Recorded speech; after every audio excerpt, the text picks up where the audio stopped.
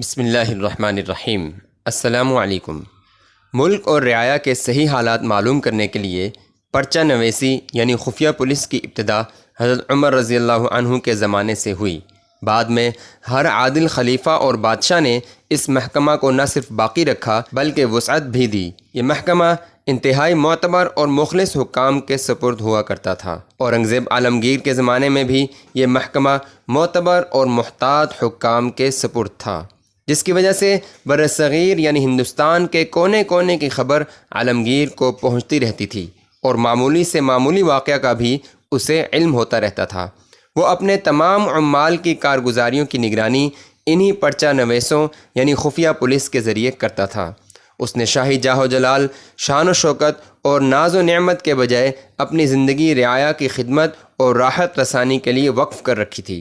سن 1085 ہجری میں عالمگیر حسن ابدال کے سفر پر روانہ ہوا۔ راستے میں اسے ایک باغ میں قیام کرنا پڑا۔ اس باغ کی دیوار کے نیچے ایک بڑھیا کا رہائشی مکان اور ایک پن چکی تھی جو اس باغ کے پانی سے چلتی تھی۔ بادشاہ کے قیام کے دوران سرکاری ملازمین نے باغ کا پانی روک لیا، جس کی وجہ سے اس کی چکی چلنی بند ہو گئی۔ اورنگزیب کے پرچہ نویس یعنی خفیہ پولیس نے فوراً اس واقعے کی اطلاع اورنگزیب کو پہنچائی۔ انہوں نے اسی وقت پانی کھلوا دیا۔ رات کو جب کھانے پر بیٹھے تو 2-3 برتن بھرے ہوئے کھانے کے اور 5 اشرفیاں ملازم کو دیں کہ یہ بڑھیا کو دے آؤ اور میری طرف سے معذرت کرو کہ افسوس ہمارے آنے کی وجہ سے تمہیں تکلیف ہوئی، تم ہمیں معاف کر دو۔ صبح کو پالکی بھیج کر آپ نے بڑھیا کو بلوا کر اپنے گھر کی عورتوں کے پاس بھیج دیا، جس سے عالمگیر کو پتہ چلا کہ بڑھیا کی 2 بن بیاہی لڑکیاں اور 2 لڑکے ہیں، تو 200 روپے اور عنایت کیے۔ بیگمات نے بھی اسے جواہر سے مالا مال کر دیا۔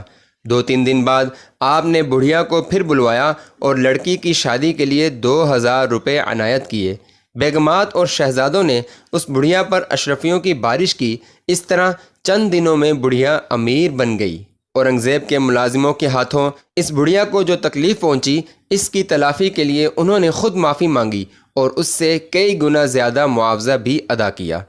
اتنے بڑے رقبے پر حکمرانی اور عدل و انصاف اور نظم و ضبط کا یہ عالم، جبکہ موجودہ دور میں چھوٹے چھوٹے ٹکڑوں پر حکمرانی ہے، لیکن حکمرانوں سے ایسی توقع خود کو دھوکہ دینے کے سوا کچھ نہیں۔ اول تو مظلوموں کی فریادیں وہاں تک رسائی ہی حاصل نہیں کر سکتی، اور اگر وہ در و دیوار کو چیرتی ہوئی ان کے گرد ان کے کانوں تک پہنچ بھی جائیں تو داد رسی کے ہی امکانات نہیں ہوتے، چجائے کہ معاوضہ میں انعام و اکرام ملے۔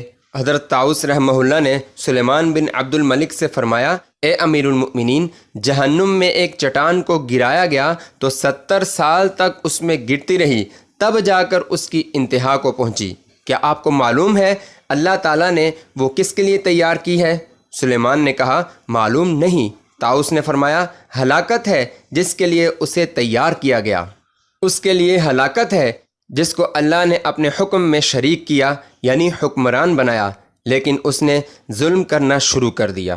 طاؤس فرماتے ہیں، یہ بات سن کر سلیمان بن عبد الملک رو پڑے۔